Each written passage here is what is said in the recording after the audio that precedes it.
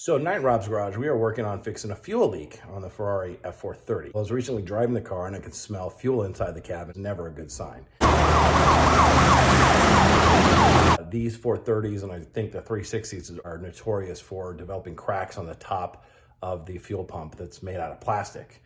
BMW is the same way about every car manufacturer, just cheap plastic these days. Accountants have ruined the car industry, but I digress. So that's my hypothesis, is that there's a crack on one or maybe both of the fuel pumps. I actually did a repair like this on a 3 Series BMW of mine a couple years ago, and I replaced the entire fuel pump unit. I mean, I could do that with the Ferrari, but each fuel pump's about $700. There's 2 of them. So I'm actually gonna try another method, epoxy, to seal the crack. Is it gonna work? I don't know, but I'm gonna give it a try because it's about $10, $15 in supplies. My fucking light just went off. The motion detector lights are now detecting motion, and I've removed the engine bay panel from the passenger side and proved my hypothesis to be correct, which is that the fuel pump on this side has developed a little bit of a leak coming off the top there. You can see it's pretty dirty as well. So I'm gonna clean that up and then apply some plastic epoxy.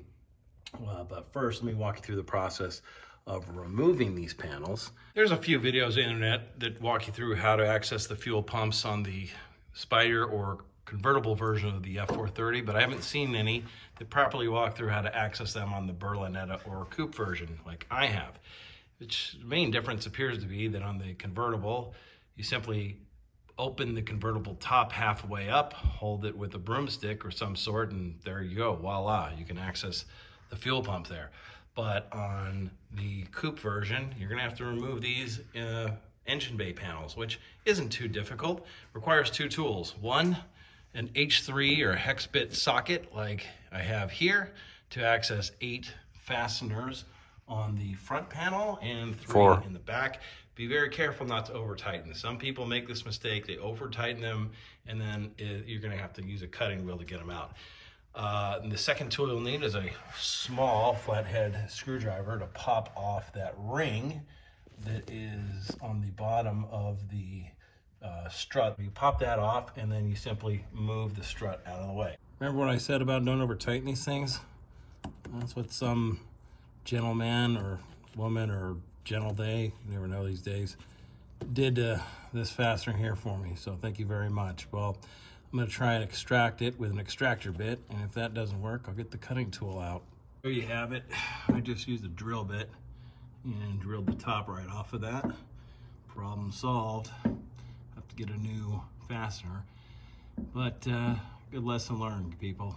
Now, before you can take off that panel, what you have to do is pop off the strut here, and as soon as you pop it off, the engine cover is going to want to come down on you, so be prepared.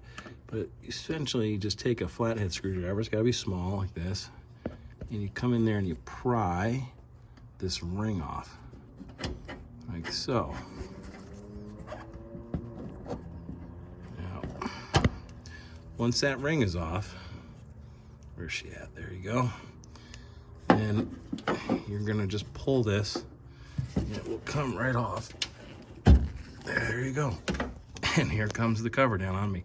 I just rested it in here, right like that, while I pull the cover off.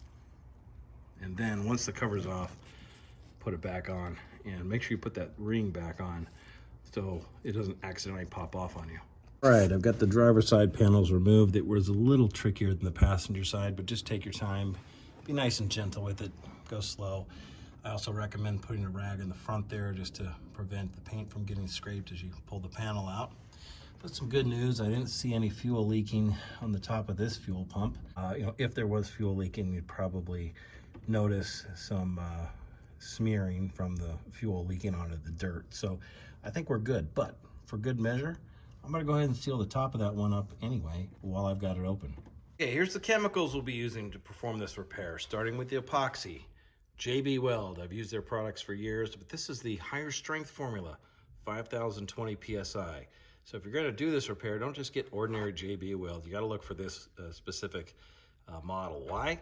Because it's fuel and chemical resistant, our strongest epoxy yet. Well, we'll find out about that. Made for a variety of applications, including plastic. That's what we're looking for. You mix these two chemicals together. The compound you create is then applied to the crack. And once it's set over 4 to 6 hours, then they'll go the next chemical, which is a gasket sealant from Permatex, which also, by the way, is gasoline resistant. That's what we're looking for. So we'll give this a try, see how it goes. Once it's cleaned off, pretty simple really. You mix the two chemicals from the JB Weld, form a compound. I put it on this cardboard, which happens to be the packaging from the JB Weld, and then mixed it together using this pink knife from my 4-year-old girl's birthday party. So you mix it together really good. Try to do this one-handed. You scrape it together. Tough one-handed. And then up in here, see if I can position this right. Up in here, what I've been doing is just making a mess. Now just try to take the knife and just smoothly rub it across the surface so you get a nice clean finish. Like that. So we've got the JB Weld on, nice and thick coat all the way through. Made a smooth surface with the 4-year-old's plastic knives. And this side is a little more difficult. Doesn't look as clean, but not bad. We'll let that sit for 4 to 6 hours, then come back and put the gasket sealant on. Yeah, I'm just gonna put a thin layer on, but squeeze it liberally on top of the epoxy, like so. That's probably good. Now I'll take my cute little knife here and just spread it out. Try to do it evenly. Now that I've got the epoxy and a second layer of protection with the gasket maker on, we're going to let this sit for a few hours before firing up the engine and making sure that it solves our fuel leak. All right, moment of truth here.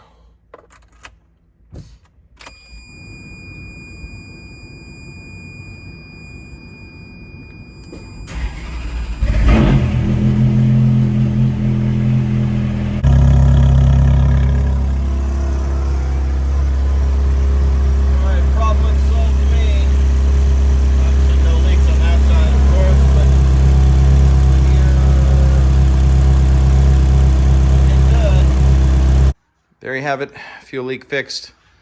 La bella macchina. In typical Ferrari fashion, when one thing's fixed, something else breaks. I went to move the car out of the garage and F1 transmission light came on. So it won't shift into gear, just my luck. So I'll cover that in a future video. If you like this one, make sure to hit the like button. And if you enjoy learning how to fix Ferraris, BMWs, Corvettes, Minis, Range Rovers, or motorcycles, then subscribe to my channel. Right? Yeah, subscribe, follow along. You can watch more of my track day shenanigans. Okay, will do. See you on the road.